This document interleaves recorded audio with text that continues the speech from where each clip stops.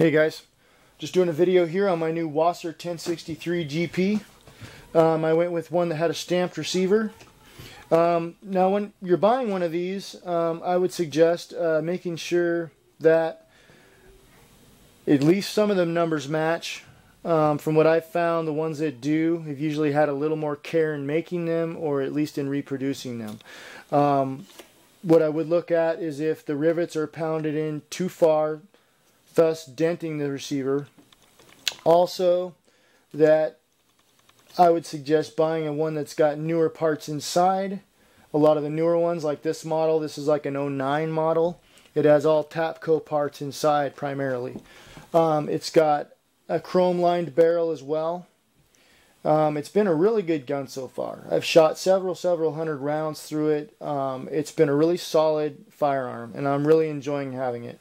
I've owned several guns in my life, from shotguns to rifles to submachine guns, and this has been a really fun gun to shoot. It's got that look of an AK47. It's pretty aggressive looking. Now when I first bought this thing, it had the standard buttstock and foregrip that was the unfinished wood. And you know, to be honest, that was a lot of fun when I first got it, but over time I just figured that I wanted something a little more with a tactical feel to it and a tactical look. A little more aggressive, a little bit more functional. I think the functional side of it is what I wanted the most. When I go out shooting and planking and messing around with guns, I really like it when you can have fun with it and not injure yourself or just wear yourself out. And for me, having this 3-position pistol grip off the front really mattered to me. That was an excellent purchase.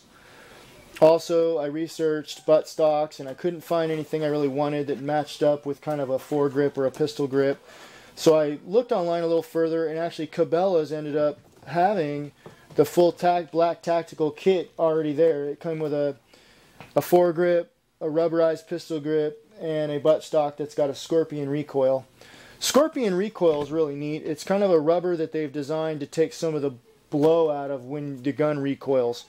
I found it to be awesome so far. I've had a lot of fun with it. I don't wear my shoulder out now as badly. This one is a really nice model. It's with the ATI setup. This stock folds, and hold on a second here. And it retracts and extends. It's really nice. Here's that Scorpion recoil pad I was talking about. It really does matter if you want to go out and have some fun. This one was nice. This was one of the reasons I bought it. A lot of them don't have the Russian side scope mount, and that was a big thing for me because I don't really want to put my scope on the dust cover like a lot of people have tried in the past and failed doing. And I really didn't want to put it on the front. I mean, it's definitely always an option, but I like to look through a scope towards the back of the gun. I've hunted a lot of my life, and I like to see the scope towards the back of the gun. That's just what I like to do, how it feels good for me, and for other people it may not work, and that's fine too.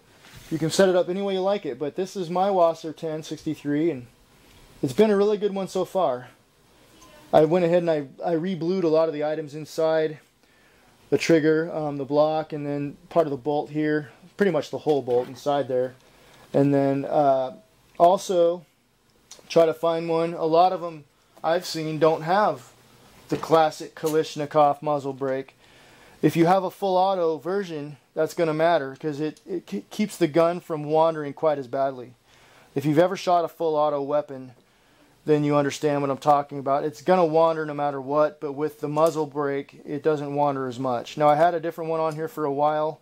It was kind of cool. It was a Tapco aggressive looking one, and I didn't like it as much. It just changed the feel of the gun as you're shooting.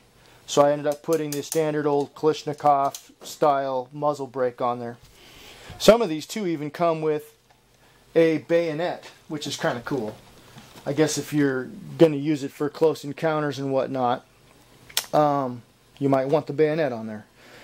For me personally, one thing I would suggest, if you are going to buy or think about buying this ATI set for the gun, as you fold this up, if you're going to use it and buy it for like close quarters combat and close quarters maybe home defense, What I would suggest is not putting the cheek rest on here. This comes with a cheek rest, but as you're turning this around, the cheek rest gets in the way of putting your thumb down here to line up to hold it.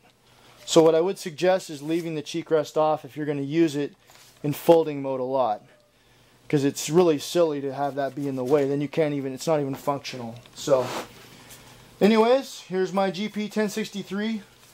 Hope you enjoyed the video, and this is just one of the many things you can do with your AK.